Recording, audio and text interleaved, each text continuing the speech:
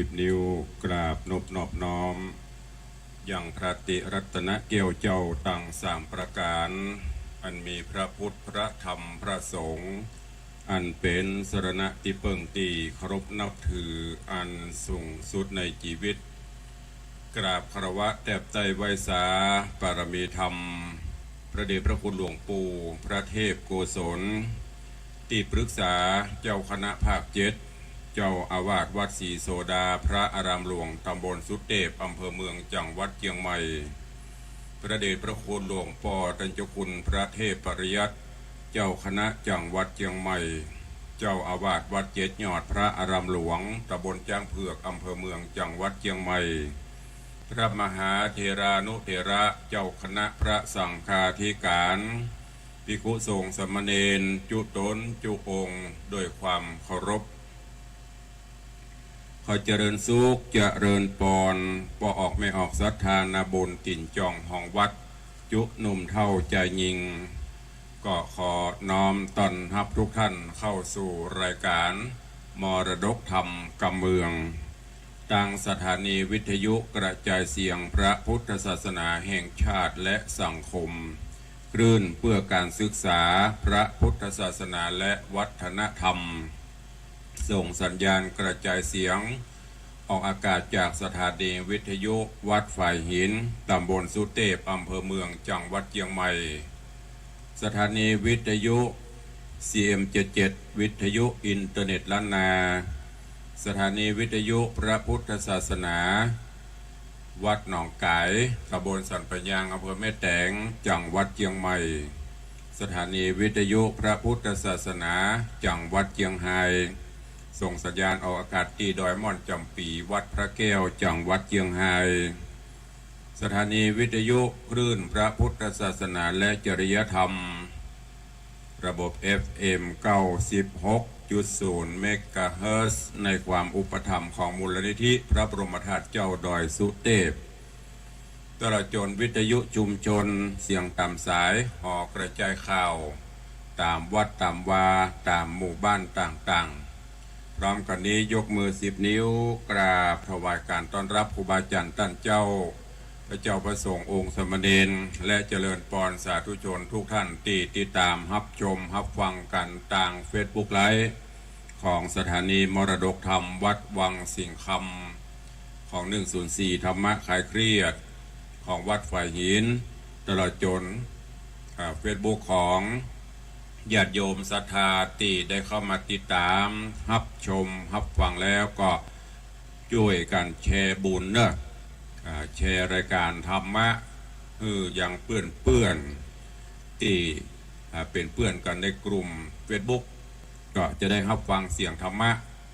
อันนี้แหละแชร์ไปเถอะเนอะญาติโยมทั้งหลายครูบาอาจารย์ท่านเจ้าแชร์กันไปดีกว่าไปแชร์เรื่องไร้สาระข่าวสารต่างๆบางเตือจริงหุบ่จริงหุพอเฮานี่กลัวเพิ่นบ่ฮู้กดแชร์อันนี้ไม่ต้องกลัวเนอะแชร์ไปเถอะมันไม่ได้เสียหายเป็นแชร์เสียงธรรมะตื่นเช้ามาเพื่อนๆเฮาอาจจะทำการทำงานกันไปตัวเองก็จะได้ฟังเสียงธรรมะกันไปตัวเองก็ขอบคุณครูบาอาจารย์และ FC แฟนรายการที่ติดตามทาง Facebook ไลฟ์อยู่ในเวลานี้1แชร์1บุญแชร์ไปทาง Facebook เนอะไม่ใช่แชร์ไปทางเมสเสจแชร์ไปที่ Facebook เพื่อกลุ่มเพื่อนเฮาก็จะได้ติดตามมาลุ้นก็ได้ว่างมาได้เพิ่นก็จะได้เปิดพอนี่ก็เมตตาญาติโยมศรัทธาเฮาปากันกดแชร์กันไป คนละแชร์2แชร์จากกลุ่มเพื่อนๆก็จะได้ฟังเสียงธรรมจะได้เข้าสู่จิตสู่ใจกันอย่างทั่วถึงวันนี้ก็ต้องขอบพระคุณทุกท่านตัวเองและก็กราบขอบพระคุณกับท่านผู้อำนวยการทุกสถานีเนอะจะดังสัญญาณของ104แม่คายบ่ฮู้เป็นจะได้เนอะตะกี้ได้ยินไปเช็คสัญญาณกันโลเลอเข้าอยู่หั่นน่ะเวลามันก็ไปเรื่อยๆเพราะว่าวันนี้ท่านผู้อำนวยการอาจารย์พระครูสมุวิสุวัตรวรกิโจท่านก็คงจะต้องติดกิจการกิจศาสนกิจในการบำเพ็ญกองกลกุศลศพของโยมแม่เปิ้นที่บ้านอาจจะไม่ได้ควบคุมปกติท่านเจ้าจะควบคุมดูแลแต่ก็คงจะมีพระเจ้าหน้าที่อาจจะคัดข้องทางสถานีวิทยุเนอะถ้าหากเป็นไปได้ญาติโยมที่ฟังอยู่ทางสถานีวิทยุแม่มอนจันคำก็ดีไผ่แต่ต่างๆก็ดีเนอะสัญญาณวิทยุออกก็บ่ออกแต่ทางไลฟ์สดตอนนี้ชัดเจนแจ๋วแววดีสบายแต่ทางวิทยุตู้ลุงอยู่ในห้องไม่ได้ดูไม่ได้ฟังต่างนอกตะกี้เช็คสัญญาณเวลามันเลยไปแต่สัญญาณยังไม่ได้ปล่อยเตื้อบอกว่าออกบ่ออกถ้าออกจะได้ก็เมตตาโทรแจ้งเข้ามากับเนอะเบื้องต้นเราเจ้าข้าทั้งหลายในคลื่นความถี่วิทยุเฮาก็ร่วมกันเนอะแสดงความอาลัยในการจากไปของแม่อุ้ยมอนคำปันสิทธิวงศ์อายุ83 ปีซึ่งเป็นโยมมารดาหรือว่าโยมแม่ของท่านเจ้าอาจารย์พระครูสมุวิสุวัตรวรกิโจซึ่งได้ถึงแก่มรณะกรรมลงบนก็จะมีการบำเพ็ญกองกลกุศลประชุมเพลิงศพในวันที่14พฤษภาคมที่จะถึงนี้ณสุสานบ้านโป่งใต้ตำบลโป่งยังครกอำเภอห้างชัดจังหวัดลำปางเนอะใครว่างเว้นก็ไปร่วมส่งสการตานคาบหรือ จะรับให้จะหอมจะฝากไปก็ได้เนอะวันนี้ตุลุงว่าจะเดินทางไปร่วมเพิ่นเพราะว่าวันพุธนี้ติดศาสนกิจเจริญพรเด็กหญิงจันคำแสงบุญดังแล้วเนาะฟังได้แล้วเนาะ สาธุอนุโมทนาเนอะเอายุติการโทรเข้าเดี๋ยวจะจัดรายการจะไม่ตันสาธุเอาเจริญปอนแม่ขวัญเมืองขอบคุณดังแล้วเนอะสาธุขอบคุณทุกท่านเนอะนี่FC แฟนพันธ์แท้แฟนที่ฟันพอจะบะหมี่ละก็คือเด็กหญิงจันคำถ้าจันคำมาแจ้งคำมันนี่โดนที่ตามฟังอยู่ตลอดวันนี้จันคำแจ้งคำมาเรียบร้อยดังชัดเจนดี สาธุอนุโมทนาเนอะก็พูดถึงเรื่องงานศพของโยมแม่ท่านพระครูบ่ได้ไปจะโอนจะฝากก็ได้เนอะในวันนี้โอนเข้าวันนี้เดี๋ยวตุลุงภาคบ่ายจะเดินทางไปร่วมเพราะว่าภาคเจ้ามีศาสนกิจงานส่งน้ำพระธาตุที่วัดบวกครกเหนือฉันเพนเซตก็จะมุ่งตรงสู่กงยังคกจะวันลำปางจะไปวันพุธกับปตันเพราะวันพุธนี้ก็มีศาสนกิจที่บนวัดพระธาตุเจ้าดอยสุเทพเตรียมงานที่วัดตัวงานวันวิสาขบูชาพูดถึงเรื่องวันวิสาขบูชาก็จะไปลืมกันเด้อช่วงนี้เราอยู่ในช่วงของเทศกาลสัปดาห์ส่งเสริมพระพุทธศาสนาวันวิสาขบูชาในวันที่15อันเป็นวันสำคัญในทางพระพุทธศาสนาวันที่14เมื่อคืนเปิ้นเตียวขึ้นดอยมีกิจกรรมเตียวขึ้นดอยแต่ปีนี้เตียวไผ่เตียวมันเนอะบริการตัวเองแต่เปิดให้เตียวแต่ว่าจุดบริการต่างๆปีนี้ยังบ่พร้อมนั่นก็รวดประชาสัมพันธ์เชิญชวนศรัทธานาบุญตัวได้ไป ใครจะไปทดสอบสมรรถภาพร่างกายกันก็ไปและที่สำคัญจะไปละไปลืมวัดไกลวัดไหนก็ไปวัดนั้นโดยเฉพาะวัดตัวเองวัดประจำหมู่บ้านวัดของบรรพชนเขาสร้างมาวันพระศีลใหญ่ศีลหลวงก็ไปวัดไปวาก็จะไปซับแต่ว่าไปเป็นประเพณีไปถึงกับไปใส่ขันดอกขันดวงเซตอู้กันอุ่มบ่มบุ้มบั่มบุ้มบ่มบุ้มบั่มอัปปอนเสร็จกับปิกอันนี้เขาไปเป็นประเพณีไปวัดก็คือสงบกายว่าใจจะไปนั่งอู้กันนักพยายามไปถึงก็ใส่ขันดอกขันดวงเซตใส่เข้าป่าอาหารตามฮีดบ้านไผ่บ้านมันเซตก็นั่งสมาธิภาวนาไปจนกว่าตุเจ้าเพิ่นจะขึ้นวิหารฮื้อศีลฮื้อปอนรับบิณฑบาตนี่เป็นสิ่งที่ถูกต้องและยิ่งได้เฉพาะสถานการณ์ปัจจุบันนี้โอ้ข่าวคราวพระพุทธศาสนาไม่ใช่ข่าวพระพุทธศาสนาข่าวกับประสงค์องค์ข้าเจ้าก็นักแต่พ่องบ่แต่พ่องถึงมันจะแต่จะได้ก็คือใจวิจารณญาณเนอะหรือข่าวอันใดก็ตามอีพ่ออีแม่พ่อออกไม่ออกศรัทธายุคนี้เป็นยุคสื่อมันออกแล้วเราไม่ปานยิ่งอย่างแหมเจริญปอนได้ละหูละออกละในช่วงนี้ก็พยายามใจสติวิจารณญาณวิเคราะห์เหตุการณ์ต่างๆสื่อเพิ่นก็เสนอไปตามนั้นนะไผ่เสนอนะว่าเพิ่นก็เสนอออกไปตามนั้นแต่เฮาเป็นผู้เสพพิจารณาโอ้วันหน้าบ่เดี๋ยวเอาปลามาเลยบ่ดูละข่าวเจ้บ่ดูอย่างนะเพราะมันซ้ำๆซักๆบางนี่ก็ใส่ไข่ใส่นมใส่กับอย่างก็น้ำตาลใส่กะปินักลงไป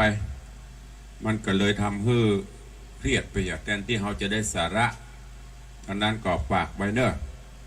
ทุกวงการทุกตีทุกหนทุกแห่งมีมดบัทับไปพอระดับอื่นในครอบครัวเขาเนี่ยออกตีเดียวกันมาตองเดียวกันมายังบ่เหมือนกันจะคือมันเหมือนกันโมดก็ไม่ได้เขาเป็นชาวพุทธพุทธเจ้าเพิ่นสอนคือใจสติสัมปชัญญะวินิจวิเคราะห์พิจารณาให้ดีและก็รับกลามาสูตรจะไปเชื่อไปเรื่อยพินิจพิเคราะห์ก่อนไปใจเข้าหูถูออกปากยิ่งอันเนี้ยญาติโยมเขาก็เหมือนกันบอกว่าภัยเวลาหันข้าวอย่ามาหน่อยเอาละกลัวเปื้อนบ่หูปากันฝังกดแชกดอย่างก็ได้กับปรึบไปทั่วโลกบางทีเปิ้นหัวแชตุเจ้าเตะทำกา ตุ้ยเจ้าเนี่ยการดีๆกาพัฒนาวัดกากดผ่านไปเหียบะแชนะต้องช่วยเอากันเอาความดีมากรบความที่มันบินเป็นเรื่องเป็นราวพ้องเนอะอันนี้อู้ไปแล้วมันจะขึ้นก็เลยฝากไว้กับทุกท่านทั้งทาง Facebook ก็ดีทางสถานีวิทยุก็ตามก็ฝากฝังไว้กับทุกท่านเฮาพระพุทธศาสนาเฮาอยู่ได้ด้วยพุทธบริษัท4ภิกษุภิกษุณีอุบาสกอุบาสิกาช่วยกันเตื้อมช่วยกันตุ้มเฮาไปช่วยกันมีการมาซ้ำย้ำเติมกันสุดท้ายหายนะก็จะเกิดขึ้นเนอะก็ฝากไว้กับทุกท่านตัวเองก่อนที่จะได้เทศนาธรรมวันนี้ก็ขอตักทายพี่น้องสาธุชนญาติโยมที่ได้เข้ามาติดตามรับชมรับฟังคือกำลังใจกันทางเฟซบุ๊กไลฟ์ในวันนี้ก็มีหลายท่านหลายคนเข้ามา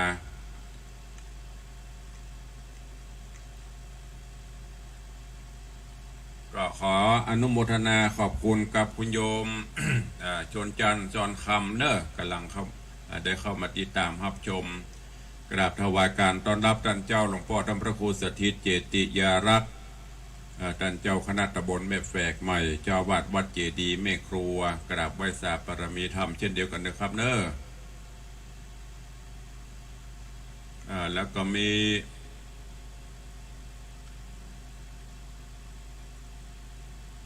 คุณโยมสรินทิพย์บุญเลิศเจริญพรท่านสทสุรินทร์น้อยสุรินทร์เจริญพรคุณโยมสนจันทร์ตอนคำแล้วก็มีคุณโยมปินานจรันปิยจันทร์หรือปินานล่าลวดฝากปินานตัวเนอะปินานจรันขอเมตตาต้นปัจจัยจากทางดอยซิวก็ดีทางปัดตึงก็ดีเนอะปักต้นบ้าปินานท่านนะเผื่อญาติธรรมญาติโยมไปจะให้จะหอมเอาจะตานต้นเงินกันปุ้นเนอะงานส่งน้ำพระธาตุ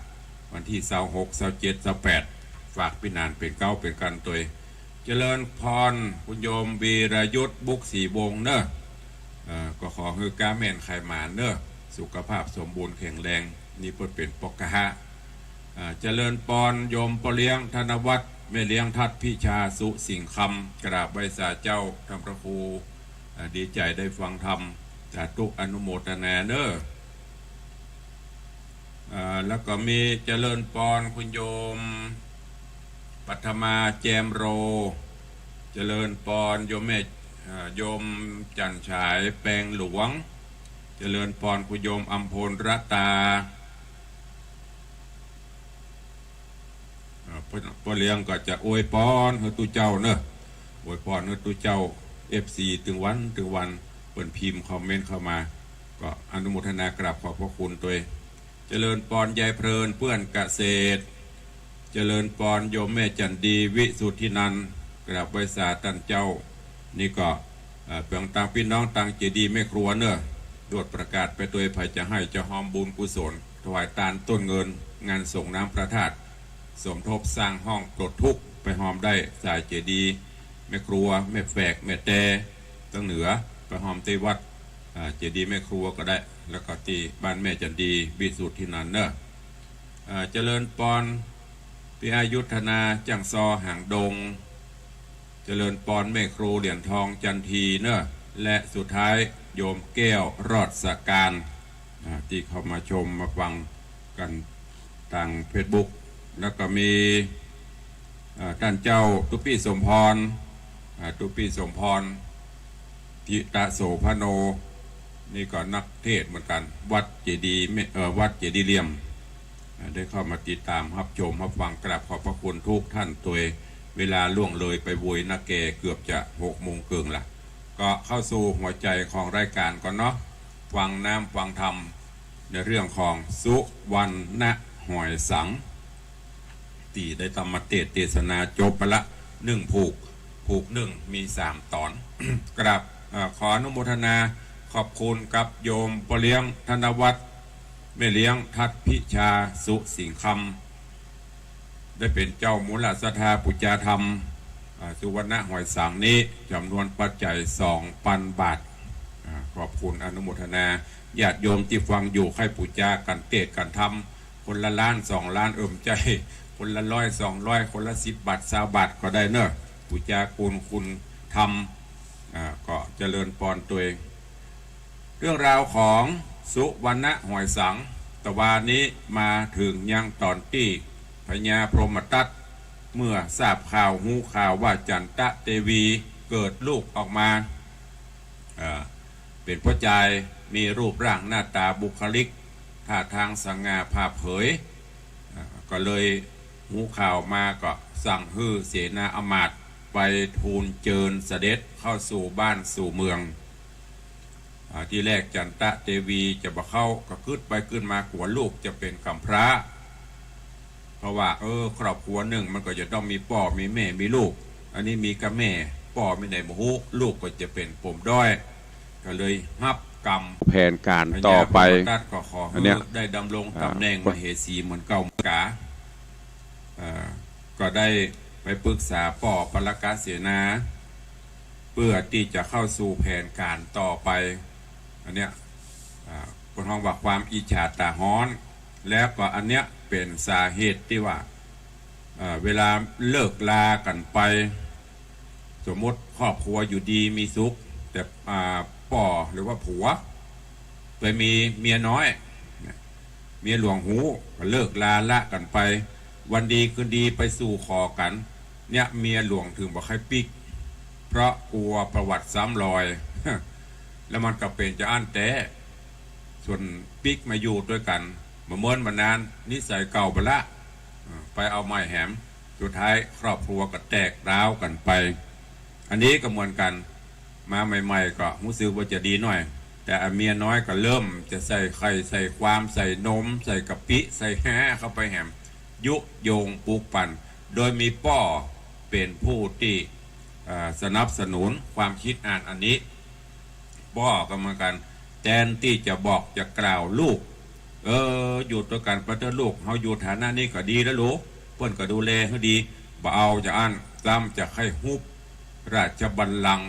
คันจะให้เอานักกว่าเก่าแล้วสุดท้ายจะเป็นจะได้เชิญทุกท่านติดตามรับฟังพระธรรมเทศนาปืนเมืองเหนือเรื่องสุวรรณหอยสังในผูกที่2ตอนที่1ถ้าเป็นเรื่องมากก็เป็นตอนที่4แล้ววันนี้ก็เชิญทุกท่านรับฟังแล้วเก็บแกะก้อนไก่เอาไปใช้ในการดำเนินชีวิตประจำวันเนอะณโอกาสบัดนี้ นะโมตัสสะภะคะวะโตอะระหะโตสัมมาสัมพุทธัสสะ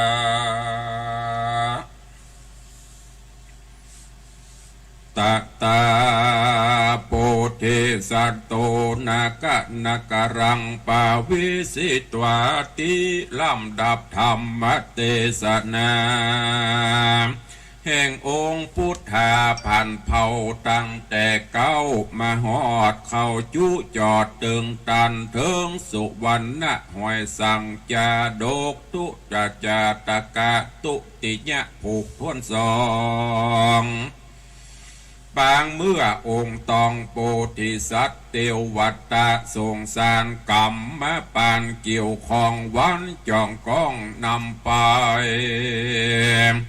โดยเหตุปัจจัยตกแต่งจำแนกแบ่งปันมาสู่จะนาเลยมวลหมู่พร้อมน่าอยู่ฟังธรรมจุงคบยำธรรมเตตั้งจิตเจตฟังเดจักเป็นบุญญะรายสีลำเลิศเฮือบังเกิดกับตนดังสุจนปางก่อนบ่ฮือผ่อนเสียสูญเป็นนะบุญวิเศษฮือถึงเขตนิพพานบ่ยาเจริญนาตาตาในการละเมื่อนานส่วนอันวาปาลกะเสนามันก็เข้าไปหาเต้าราชอภิวาทวันตาว่าข้าเดมหาราชาที่ไวข้ามอนไทยได้ยินกำนินตา ำเน้นตาเล่านาแห่งไพรฟ้าเจ้าเมืองจากันนันเดืองสะสวาบันนางจันตาเตวีหาหมอดดีผู้เท่ามาแป่งบาดเจ้าองค์คำใส่โมนย้ำยะแฝดกำหนดแฝดแป่งฟังหุ่นองค์คำที่ต่างไข่เพื่อองค์ไทยราชาฮือเขาในอำนาจวังจริงราชสมบัติแล้วจักจัดฮือลูกแต่งตั้งผูกเป็นคุณปางไปลุนบอกกราดแล้วยังอาจฮื้อหมอแปงเต้นอแถมเราจักฮือบาดเจ้านายแนง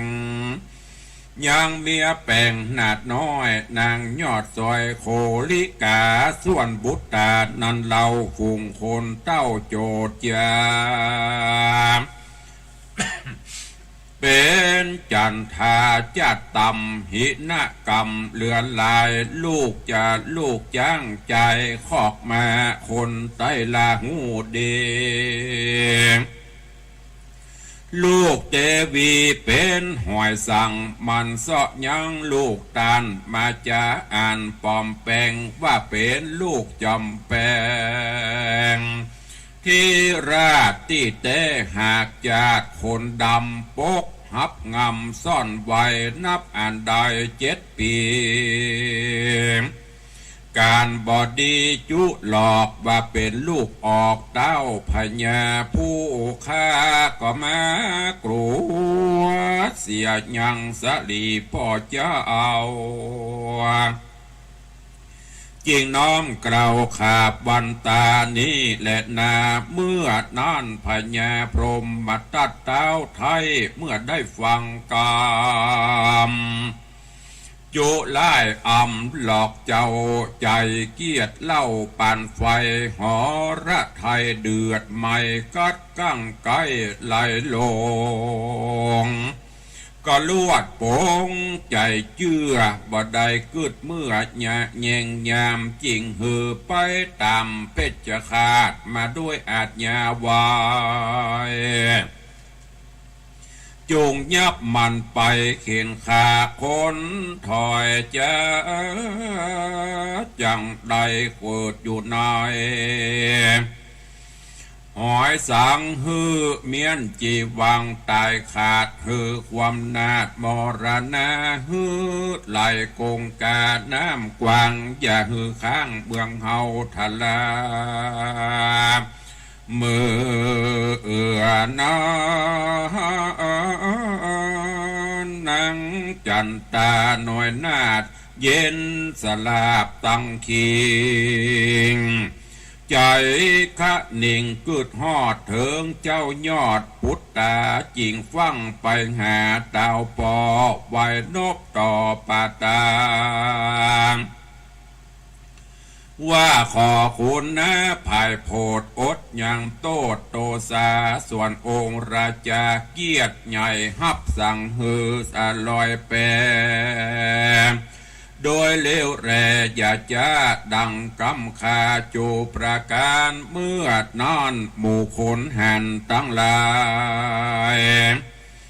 อันนั่งใหญ่บอดน้อยจริงยับนอดน้อยกุมมานกับนงครานเจ้าแม่มัดศอกเป้ลงไปเอาใส่แปรไหลล่องน้ำที่ขอบกำกงกาก็เมวานั้นและนาตามาทังปะกาเสนโตสัทธาอาหาสัทธาอันวาสัพปัญโยพระพุทธเจ้าจากเล่าเก่าเป็นมาในอดีตาล่วงแล้วพระปิ่นเกลียวจริงเทศนาเป็นกถาบาลีว่าสุวรรณสังโฆทุกขปัตโตดังนี้เป็นเก้าพระเจ้า ว่าภิกขเวดุราภิกขุตั้งหลายจูงฟังนิยายเก้าเหตุดังเฮาเตดไขจาเมื่อพระตถาคตเตียวสังสารละโลกไปเถิงวิโมกนิพพานบ่มียานหูลอดเป็นลูกเต่ายอดราชาแห่งพญาพรหมทัตอันเขามัดนำไปกับจอมใจแม่เจ้าเพื่อเฮือเข้าสู่มรณะเมื่อนั้นฝูงเจ้าเมืองยินขี่เครื่องนักหนาพระขุนนะสองเจ้าแม่ลูกเต่าบวชตองป้ากันเศร้ามองต่ำก้อยอินดูนอนน้อยบุตรกับตนมารดาแม่เจ้าจะอดเอาไปมาที่ศาลาตาดน้ำทุกส่วนกำมุมเมืองเสียงนั้นเดืองสะสู่นั่งนอนอยู่ยืนเตียวเอิญจะเลวกันว่าโอ้ยนอเจ้าข้าหอยสังอะโหทุกขังแม่เจ้าสองหนอดเนาคนดีวิบากมีมาไข่ตนเจ้าปอดไล่หือไกลกราโหนท่วนสองมาหอดครบท่วนจุจอดสองคลาเมื่อนั้นแผ่นพระสุธาไว้วันฟ้าห้องลั่นไปบนเวหาโหนเข้าหลวงหมู่ปันปวงสิเนรุราชดังจักหยาดเปปังสายฟ้าดังมะแม่เป็นถ้อยแลบปลายเรืองเสียงนั้นเดืองเพียภาพเหลื่อมมะมาบนกลัวปอดนางหัว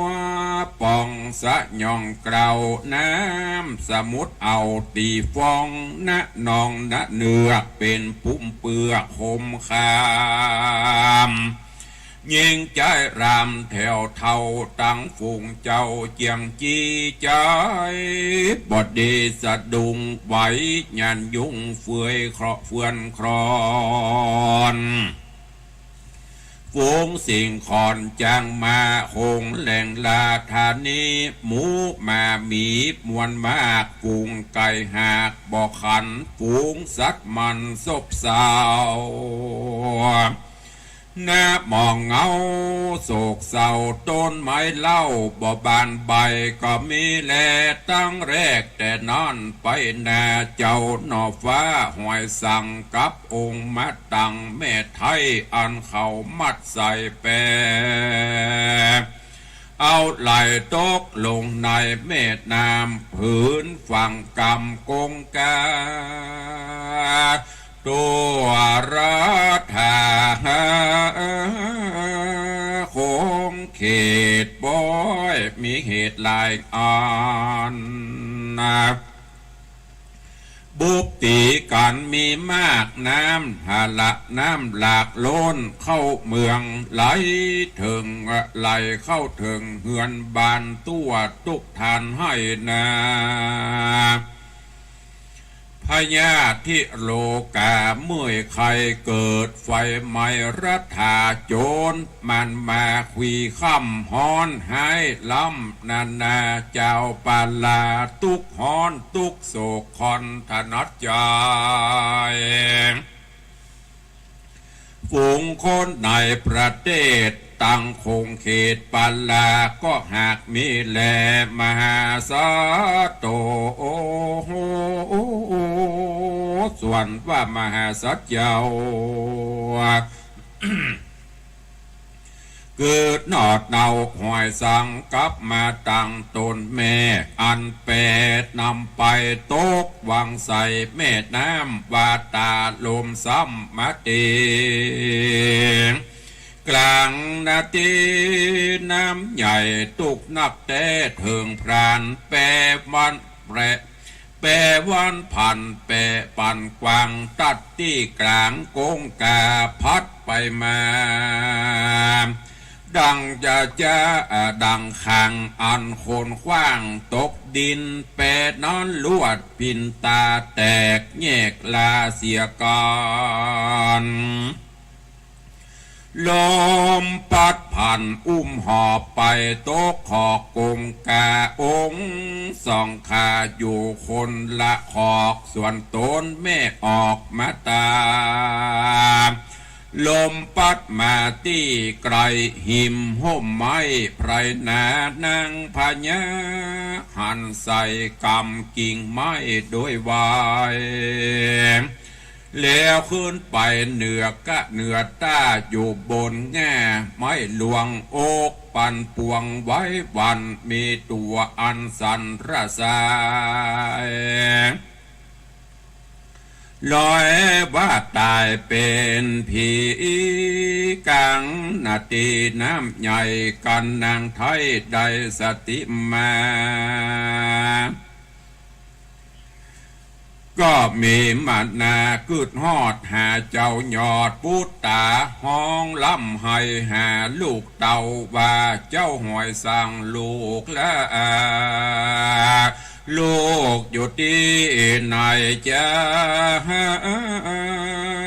ลูกแม่หรือเสียงแก่อินสีหรือว่าอยู่ดีบ่เศร้าพระแม่เจ้าวอนหายังเทวดาโปรดกล้าเอาดูลูกเต่าองค์คำขออย่าวอยวำมวยมอดขอตุ่มช่วยแดดเตอในการละนอนนาองค์มาตาเมตไทยก็มาวอนกล่าวเทพไทยวอนขอก็มีหันและนาเนติตังขีญาสังวันนาวิเศษจากห้องเหตุธรรมเทศนาสุวรรณหอยสั่งผูกทวนที่สองตอนที่หนึ่งก็บังโกมสมฤทธิ์เดชก็ฟังพระธรรมเทศนาสุวรรณหอยสังจบปริปุณณังกันไปแถมตอนหนึ่งขึ้นสู่ผูกที่สองได้ตอนที่หนึ่งจบไปด้วยเวลาเราจำกัดเนาะจะฟังกันไปถึงวันเนอะเรื่องราวในตอนนี้ดำเนินมาถึงยังพญาพรหมทัตหลังจากตีเสนาอำมาตย์ไปทูลเจิญเอาจันตะเทวีพร้อมกับลูกคือหอยสังเข้าสู่บ้านสู่เมืองแล้วเบื้องต้นแรกๆก็ปิติยินดีอยู่ด้วยกันด้วยความสุขแต่แล้วก็บป้นแผนการของเมียน้อยหรือมเหสีน้อยพร้อมกับป่อก็คือโคลิกามเหสีโคลิกากับป่อก็คือปาลกะเสนามหาอมาตย์ก็มาใส่ไข่ใส่ความสุ่มไฟเข้าเป็นคำรบที่สองโดยไปกราบทูลป่อพญาว่าป่อพญาเฮ้ยลูกของป่อพญาลูกของพระบาทเจ้าที่อยู่เกิดกับจันตะเทวีนั้นอันนั้นไม่ใช่เป็นลูกของพระองค์ท่านเจ้าเนอะองค์จะเป็นลูกของจ่าเลี้ยงม้าเลี้ยงจ้างแล้วก็ปลายปอทราบข่าวว่านางจันตะเทวีเกิดลูกออกมาเป็นหอยสังเป็นหอยไม่ใช่เป็นคนแต่อันนี้คงจะไปเอาลูกไผ่บ่หูมาปลอมมาแปลงอุปโลกว่าเป็นลูกของพระองค์ต่างแล้วปลายปอนางจันตะเทวีก็ซ้ำเล่นมนต์ดำนั่นก็คือทางไสยศาสตร์ฝังหุ่นฝังห่างแปลงหุ่นมูนี่เอาหุ่นไปฝังไว้ตามต่างไข่ต่างๆเพื่อที่จะให้พระองค์หลงคลั่งไคล้หลงไหลและเพื่อที่จะได้พระราชทานทรัพย์สิ่งสลิงคารราชบัลลังก์สมบัติให้กับลูกพญาพรหมทัตได้ยินจะอันนี้ก็ถ้าเป็นไปเดี๋ยวก็จะมาซื้อบื้อนะบอมพิจารณา อันเนี้ยพระองค์ว่ากามตัณหาราคะเข้าไปครอบงำทำให้ตามืดบอดบ่ได้คิดบ่ได้พิจารณาบ่ได้สืบสวนสอบสวนหาเรื่องหาราวพอได้รับกรรมตีปาลกะเสนากราบทูลจะอีกความโหดขึ้นปี๊ดยามกุลุนี่กึดประจำปุระหรอถ้าเอามาสอบเพียน้อยก็ถ้าจะดีนะมันเปลี่ยนไปจากอันแต่ก่อจ้าเหมือนเขาว่าแต่ก่อหรือสืบสวนสอบสวนเสาะหาเหตุก่อนมันก็จะดีอันนี้มันสืบประเสาะประแสวงหาละสั่งเสนาอำมาตย์เอาถึงสองไปลอยแปไปไหลแปล่องน้ำไปโดยบุพกรรมจันตะเทวีก็ว่อนขอจะได้พญาก็ตึงไม่ยอมเพราะไม่ยอมเยเสนาอำมาตย์ก็ต้องปฏิบัติตามอาจญากระแปงแปเอาสองแม่ลูกใส่ในแปมัดแปกันไปก็จะบอกว่าจะเป็นกรรมวิบากจัดใดปางใดบอกว่าเนาะที่เพิ่นได้สร้างไว้น้ำก็เสาะไปไหลล่องไปตุบป่องตุบป่องไปถึงได้สักกึ่งกลางห้างไม้ก็มีลมพายุมาปัดแปรก็แตกแยกกันไปเป็นสองส่วนแม่ไปติ่งลูกก็ไปติ่งเอาทุกขเวทนาซ้ำสองเกิดขึ้นได้ปัดได้พรากกันแฮมจันตะเทวีก็พอแปรแตกไปนางก็ตกขป่าแล้วก็รวบรวมสติเข้ามากำก็ก้อยหาทางเข้าไปเข้าฝั่งแล้วก็ไปได้ขึ้นฝั่งมาก็ไปอยู่บนข้างง่าไม้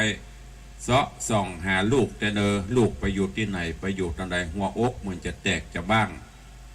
ห่วงลูกเหลือตัวเก่าก่อนเสาะหาไปจะพบจะปะกันก่อหรือไม่หรือบ่พบบ่ปะกันจะได้ก้อยติดตามฟังกันไปในตอนต่อไปเนอะในเรื่องของสุวรรณหอยสังนิยายธรรมที่มีสาระคติข้อคิดอันเนี้ยญาติโยมทั้งหลายก็จะย้อนเข้ามาถึงในสถานการณ์ปัจจุบันเนี่ยคนเฮาจะไร้ถึงการพิจารณาอย่างที่ตุลุงบอกไปแต่ต้นข่าวสารอย่างต่างๆจะไปเสพนักลำไปดูนักลำไปกับบดีบดูกับบดีบหูกับบ้านกับเมืองข่าวสารอันใดดูไปแล้วพินิจพิเคราะห์พิจารณากันกรองเหตุก่อนแล้วก้อยเอาไปไปจากันเหมือนดังพญาพรหมทัตเนี่ยถ้าพญาพรหมทัตพินิจพิเคราะห์พิจารณาเห็นน้อยก็คงจะเกิดเหตุการณ์เช่นนี้แต่อันเนี้ยพอเพิ่นมาบอกนึกปุ๊บกำเข้าหูถูออกปากสุดท้ายหายนะโตยมา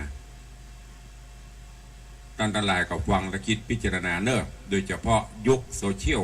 ยุคการสื่อสารไร้พรมแดนมีสัปปะเตี่ยกับผัวผิดเมียเอามาโพสต์ออกในเฟซเมียผิดผัวหูเปื่อนบ่เข้ากันหูเอามาโพสต์ออกสปะสปันสุดท้ายก็แหมน้อยถ้าจะมีนะถ้าจะยุบหมดละอันนี้ก็ฝากไว้กับทุกท่านเนอะนำไปคิดพิจารณาใจในการดำเนินชีวิตประจำวันเข้าสู่โหมดรายการโดยเวลาจำกัดเหลือเวลาแถมน้อยเดียวก็จะได้ได้จาได้สนทนากันเดี๋ยวกันเนอะทางอาจารย์พระครูอภิวัฒนวิกรมทรงอย่างมานี่ข้อความเข้ามามีอะไรเอ่ย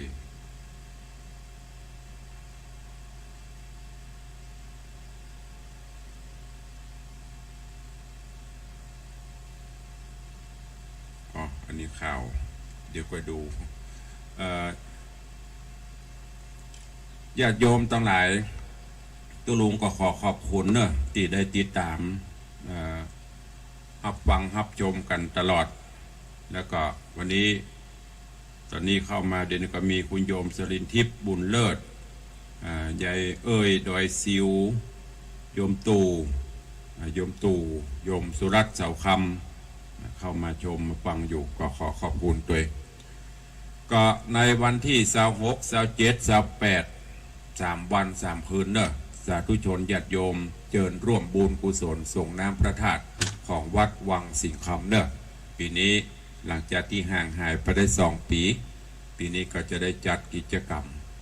ส่งน้ำพระธาตุใส่ขันดอกปุจากุลหลวง108 รอบเจดีย์ก็ล้อมเอิญจวนทุกท่านตัวเองแล้วก็จะมีการถวายทานต้นเงินจากสายบุญทั่วสารทิศเนอะใครจะเป็นสายบุญนำต้นเงินมาบ่ได้จุจิตบ่ได้เจาะจำเพาะตะอันตะอีเนอะสายละปูนกาสายตันใดกาอีป่อยแม่ที่ฟังรายการอยู่ก็ลวดเป็นการได้มาพบมาปะที่เฮาห่างหายบ่ได้เจอกันตอนนี้อย่างที่ได้บอกไปสายบุญตั้งสายเจดีย์แม่ครัวโดยเมตตาบารมีของท่านเจ้าจันทร์พระครูสถิตเจติยรัตน์ท่านเจ้าอาวาสวัดเจดีย์แม่ครัวแล้วก็มีโยมแม่จันดีวิสุทธินันท์นั่นก็จะมีต้นเงินที่วัดเจดีย์แม่ครัวที่บ้านแม่จันดีสายทางเหนือเนอะตั้งแม่แต่ก็ดีตั้งหนองไว้ตั้งอย่างต่างๆใกล้ๆเจดีย์ฮะน่ะก็ไปให้ไปหอมก็ได้ทุกเวลาจากนี้ไปแห่งประมาณ1 เดือนหอมได้ตลอดเพิ่นก็จะได้จดเอาลายใหม่เอาชื่อสายตั้งสันทรายที่วิเวกบรรณารามบ้านวิเวกบ้านตาบ้านวิเวกกับแม่แกดน้อยแม่แกดหลวงกาตั้งหลิงหมื่นกาหรือตั้งอย่างใกล้ๆแม่โจ้นี่ก็ไปให้ไปหอมก็ได้ที่บ้านยมตู่เนอะที่บ้านยมตู่บ้านเจ้าปีสำนักเจ้าปีบ้านยมตู่วิเวกนะไปให้ไปหอมที่ฮันได้ตั้งดอยแต้นพระผาหลวงก็บ้านโยมจรัญสุธาแล้วก็ตั้งดอยซิวป่าตึงอย่างใกล้ๆละแวกน้ำม่วงม้าน้ำจำวันนี้ก็ไปให้ไปหอมกันได้ที่บ้านพินันจรัญปิยจันทร์หรือพินันล่าเนอะนี่เป็นสายบุญส่วนตั้งอื่นๆตั้งละปูนตั้งอย่างนี้ตั้งสันทรายตั้งดอยสะเก็ดที่ฟังอยู่มีเจตนาก็แจ้งมาเนอะตุลุงจะต้นมาต้นปัจจัยมาตานตุลุงก็ได้ประกาศพี่น้องใกล้เคียงเพื่อจะได้เอาไปห่วมกันเนอะก็ฝากไว้ตัวขอบคุณกับโยมปเลี้ยงธนวัฒน์แม่เลี้ยงทัดพิชาสุสิงคำได้ร่วมเป็นเจ้าภาพเจ้ามูลศรัทธาในการรับสังฆทานจำนวน5 ชุดละ 2,500 บาทแล้วก็ร่วมถวายปูจากันเทศกันธรรมสุวรรณหอยสังในแห่ง2,000 บาทแล้ววันนี้ฝากปัจจัยไปห่วมศพของโยมแม่ตั้นจันทร์พระครูศพพ่อครูสมุวิศวัตตัวแถม2,000ขอบคุณอนุโมทนาบุญตัวเองพินันล่าจรัญปิยจันทร์ร่วมถวายยอดตยตานงานส่งน้ำพระธาตุ 1,000 บาทเนอะสาธุอนุโมทนาบุญตัวเองแล้วก็มีโยมธนาโยมธนกรปกปิงเมืองตวาได้ร่วมโมทนาบุญสร้างห้องปลดทุกข์200 บาทสาธุอนุโมทนาบุญตัวเองใครจะจะจะจ่าสนทนากับตุลุงเข้ามาเนอะเวลาเหลือแห่งประมาณ5 นาทีอุกันหน้าใหม่วันนี้อันตั้งเฟซบุ๊กมากันหลวงหลายหลังจากที่ห่างหายไปเมินก็กราบขอบพระคุณเมตตาบารมีครูบาอาจารย์และญาติโยมเนอะเข้ามากันตั้งเฟซบุ๊กหลายแต่ต่างสถานีจะมีกี่สายเข้ามาได้เนอะ0817836540สายแรกเด็กหญิงนางเอาว่าฟังโอเดอร์ว่าเป็นกำลังใจยามเจ้าเดอร์ได้ยินเสียงก็ดีอกดีใจแล้วเด้อว่าเป็นกำลังใจให้เด้อนะมาสาธุอนุโมทนาขอบคุณหลายๆขอบคุณโยมแม่เลี้ยงทัดพิชาสุสิงคำแม่เลี้ยงนางผู้บุญบารมีของพ่อเลี้ยงธนวัฒน์โทรเข้ามาเป็นสายแรกเป็นกำลังใจสายต่อไป0817836540เข้ามาเนอะใครจะจะตัวเองใครจะร่วมเป็นสายบุญหรือจะให้จะหอมสร้างห้องปลดทุกข์ก็เข้ามาได้เจริญพร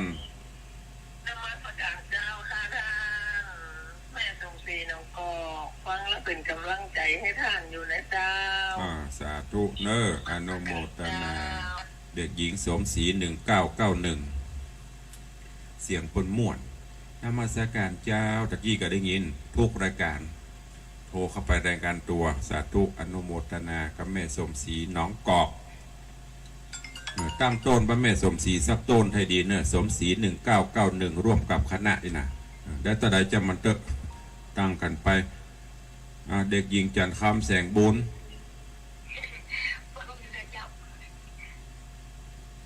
เตี้ย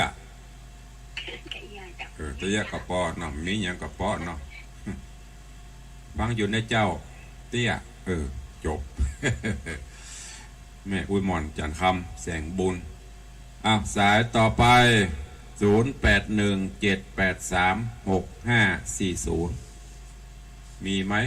จะไปมาเบียดกันเวลาหมดวันนะใกล้เวลาจะเสี่ยงโทรเข้ามาโลแล้วฮับมาได้ก็เดี๋ยวก็จะงอนเห็นมั้ยเปิดห้างเวลาว่าตอนนี้โล่งลึงไม่มีใครโทรมาสักคนต่างสายเนอะอุ้ยโทรละกดบัตันจะไปมาว่าเนอะจะมีใครโทรสักคนดักปิ่งนี่ถ้ามันตืดอย่าง96เนี่ยอันนั้นว่า96เนี่ยบัตโต้โลมันตึงบี้กันสัญญาณมันจะขึ้นหน้าจอแต่104กับเครือข่ายนี่ดักปิ่งมันฟังตุลุงเมาเยอะกิน ก็ว่ากันเนอะสุดแล้วแต่ถ้าจะอู้ตัวก็เข้ามาถ้าบอกอู้ตัวก็แล้วไปใครจะให้จะหอมศพของโยมแม่ท่านพระครูสมุวิศวัตก็เจริญปอนเนอะห่มกันมาวันนี้ช่วงบ่ายๆตุลุงจะเดินทางไปร่วมใครจะฝากบุญไปคนละล้าน2 ล้านอันเนี้ยผู้ปิดทองหลังพระแต่นะถ้ามีท่านพระครูนี่อีแม่อีป้อไปได้ฟังเนอะทางวิทยุนะ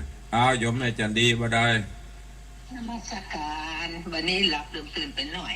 นั่นรับมันแหละมันเย็นเนาะมันเย็นฝนตกอยู่ก็ตกมาตกแล้วเจ้าแต่ว่ามาตกเลยจ้ะนี่ก็หายตะบาละเจ้าตกนักก็บอกโอเคเหมือนกันนะใครมาหอมก็เก็บเสียพันเดอร์ตุลุงประกาศไปเรื่อยๆเป็นสายบุญตั้งปุ้นโซนตั้งเหนือต้นบอกให้อาจารย์พระครูตั้งที่วัดนะไว้ฮะคนมาหอมก็ใส่บ้านที่บ้านตัววันวิสาขะได้เจ้าตั้งไปฮั่นเรื่อยๆแล้วก็ประกาศไผ่เวลาเต็มผ่านมาฝากก็ฮับไปเรื่อยๆเจ้าว่าวันที่26-27ตาใดเจ้ามันไม่ต้องซีเรียส1-2 ล้านก็ดีละเจดีเงินปอเสล้อหลักเล่นอย่างว่ามันมาเล่นแต่น่ะค่ะเดือดไม่สึกคิดแบบว่าเหมือนกันอีกทุกคนขอบคุณอนุโมทนาเนเมเนอร์เจ้าสาธุบุญรักษาขอบคุณโยมแม่จันดีวิสุทธินันท์เดินเข้ามาเหลือ2 นาทีสุดท้ายใครจะอู้ตุยเข้ามา2 นาทีสุดท้ายทางสายเฟซบุ๊กตอนนี้แม่กาบแก้วคำเปงกำลังรับชมอยู่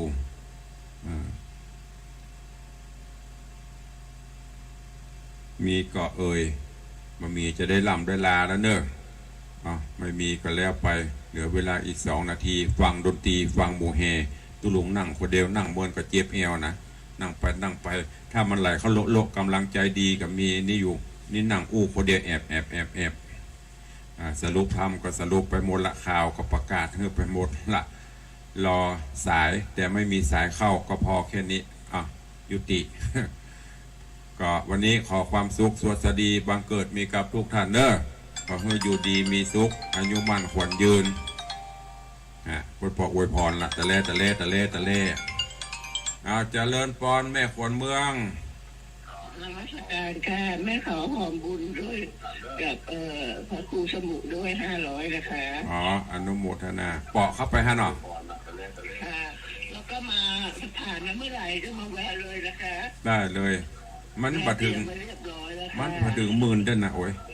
1,800นะคะตอนนี้ค่ะสาธุอนุโมทนาแม่เนอสาธุบุญรักษาขอบคุณโยมแม่ขวัญเมืองแห่ล้อมแม่ได้ฝากร่วมโมทนาบุญงานศพของโยมแม่ท่านพระครูสมุวิศวัต500 บาทของปเลี้ยงธนวัฒน์แม่เลี้ยงทัดพิชาสุสิงคำ2,000 บาทนอกนั้นดักปิ้ง ศพแม่ท่านพระครูผู้อำนวยการสถานีวิทยุ104ที่เฮาฟังกันตึงวันเด้อปุ้นบ้านปงอย่างครบ